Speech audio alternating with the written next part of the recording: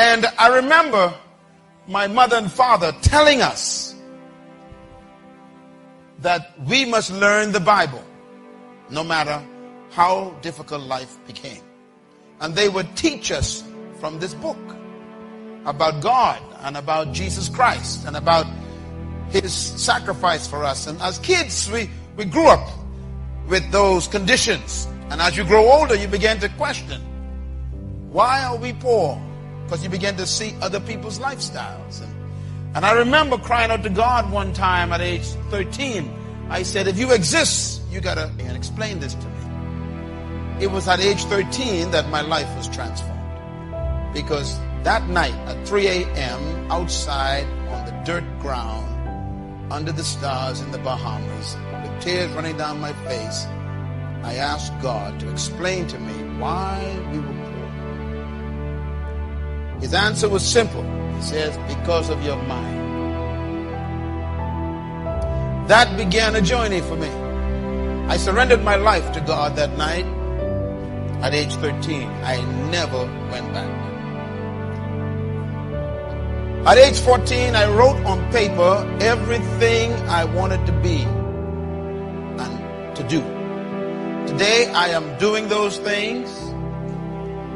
And something happened between sleeping on the floor and flying my own jet today.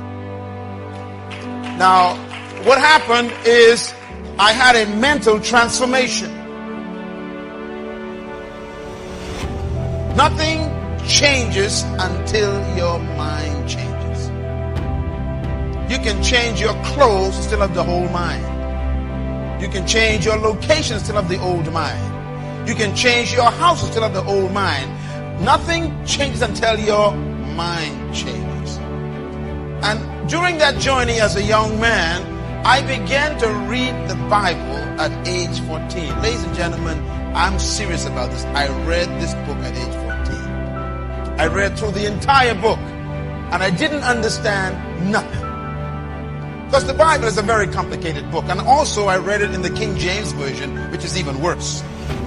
But I read it because I wanted to know what God said to man.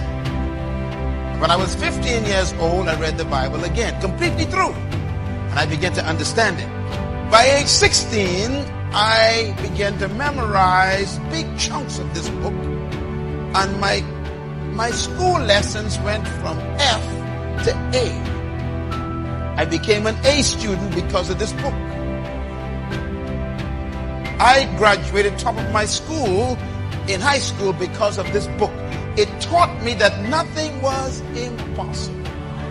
So my whole life was changed because I fed myself new information from that book, which changed my concept of me. And I discovered things like this. The greatest tragedy in life is not death. Some people think that when someone dies, that's the worst thing that can happen to you. That's not true. I discovered that the greatest tragedy in life is not death, but it's life without a purpose.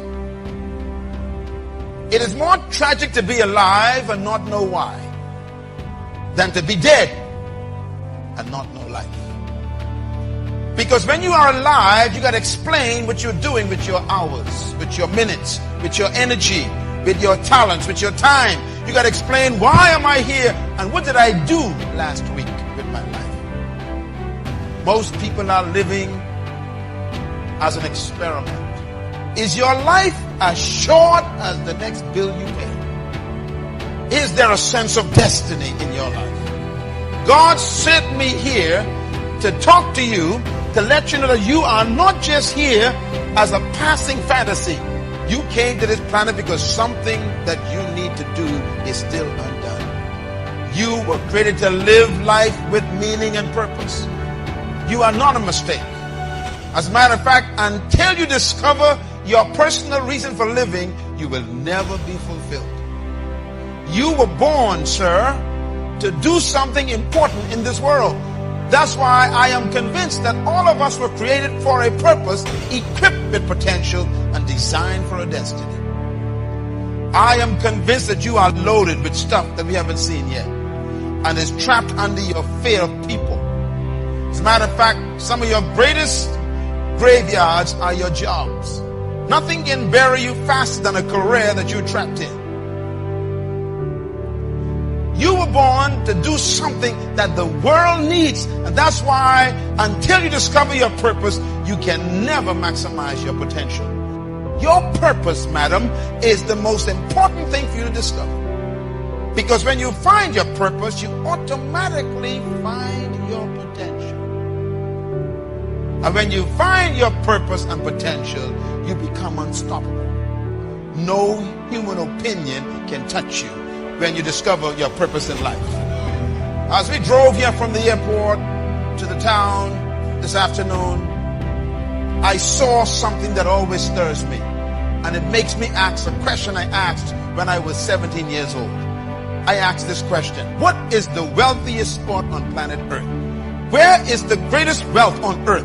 And someone says, well, maybe it is the gold mines of South America, or it's the diamond mines of South Africa, or the oil fields of Iran, Iraq, and Kuwait, or maybe it is the silver mines of Peru, or maybe it's the oceans of the Caribbean with all that seafood. What is the wealthiest spot on earth? I found it. The wealthiest spot on earth is right here in Marion. I saw it today. The wealthiest spot on earth looks just like this. It's the cemetery. Why is the cemetery the wealthiest spot on earth? Do you know why? Because buried in the cemetery are books that were never written. In the graveyard, we've got paintings that were never painted. Buried in the cemetery right here in Marion is music that no one has ever heard. Because people died with music in their minds. What a tragedy. The graveyard is filled with businesses that never opened. Some of you had a business idea for the last 20 years and you are still employed. Because you wouldn't step out and believe God with that idea. And the cemetery is going to take that business from us. The graveyard is filled with ideas that never became reality. The graveyard is filled with visions that died as nightmares and dreams. We got plans that were never executed. The graveyard is filled with awesome, powerful treasure no one has ever used. As a matter of fact, that is why I came here. Because I had to come. I came here because of the cemetery. I came here because I knew sitting in your chair right now tonight would be a person who is the candidate to add to the wealth of the cemetery. You are about to make the cemetery even more wealthy. Why? Because trapped in you is a book that you people are procrastinating on. Inside of you is an idea that you still refuse to pursue. Inside of you is music that you never wrote, poetry you never wrote. How come the cemetery is going to take from us again? I have come to make sure the cemetery doesn't get anything from you. I really came here to Marion, South Carolina to make sure that you die empty.